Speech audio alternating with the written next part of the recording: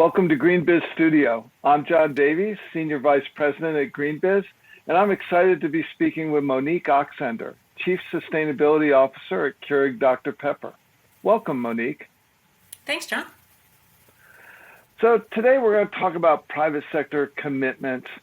And as we've seen companies set new or evolved commitments in the areas of climate and packaging over the last, say, 3 years, are you seeing any degree of intersection between climate and packaging commitments? Absolutely. There's a good degree of intersection. It's not so much in the what as it is in the how.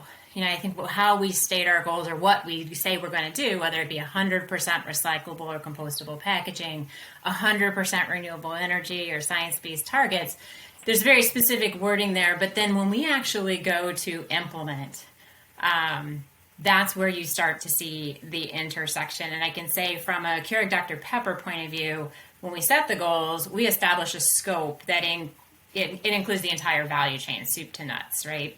And we ask ourselves what needs to be true in order for us to accomplish the goals. And what we're seeing is increasing interdependencies between the two areas. And a perfect example for packaging and climate is that if we make a design change to the package, it has this trickle-down effect with our suppliers, and specifically their production impacts from an emissions point of view. So great example, within that, coffee pods switching from polystyrene to polypropylene, there's actually a fantastic emissions reduction in addition to a recyclability gain. So, individual companies are making commitments, but it takes more than that to really achieve what we want when it comes to climate. So what are you looking to do beyond just at Keurig Dr Pepper? Yeah, and it has to be beyond, right? Because company commitments are not enough in many cases. We start with what we know best. For us, it's beverages. But the challenges we're trying to address are system-wide challenges. So value chain engagement, cross-sector collaboration. You hear a lot of talk about that because it is absolutely so critical. On climate, the majority of our footprint is indirect emissions throughout the value chain, both up with our consumers' use of our product and then downward towards our suppliers. We just engaged our suppliers across our key areas of emissions impact so that they can set their own emissions targets. Our targets alone are not going to get us all to where we need to be by this 2030 time horizon that's so critical for climate. So bringing our suppliers, bringing our consumers along with us is so incredibly important. And, beyond that, what about the role of government and policy? The role of government is extremely important.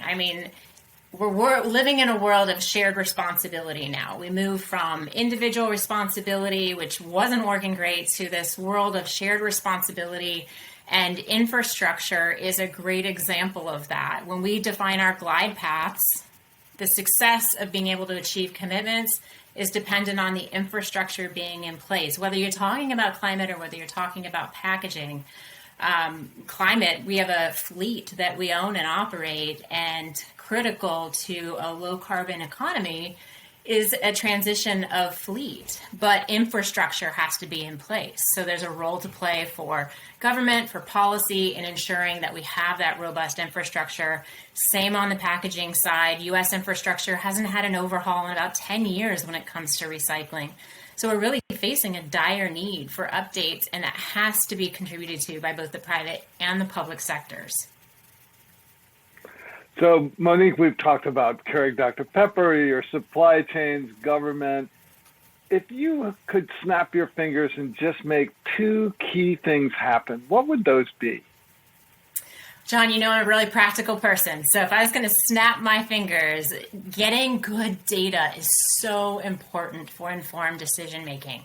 And I think the Science-Based Target Initiative has provided us a fantastic example of how this can work.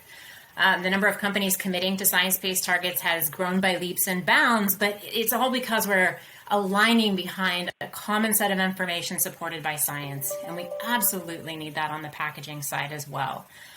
Resource Plastic, hosted by WWF, is doing this for plastics globally. It's a great start, but we need to keep that ball rolling to have really good data to inform our approaches on plastic and waste reduction. And related to that, I think the other snap I'd like to make is producer access to material. We have these post-consumer recycled content goals. As do many companies, there's lots of co-benefits with those goals and achieving those goals as we're converting to 100% rPET recycled plastic in our Snapple and Core brands. We're eliminating 46 million pounds of virgin plastic annually, and we're reducing greenhouse gas emissions, given that it's a 30% reduction in emissions to use 100% rPET versus virgin plastic. But we have access to that material as it's returned back into the system. So data, access, both of these feed into feedback loops, right? And so that's what I'd snap my fingers on is better data, better access, and some feedback loops. Those are some pretty good snaps. I've been talking with Monique Oxender, Chief Sustainability Officer at Keurig Dr Pepper. Thanks, Monique. Thanks, John.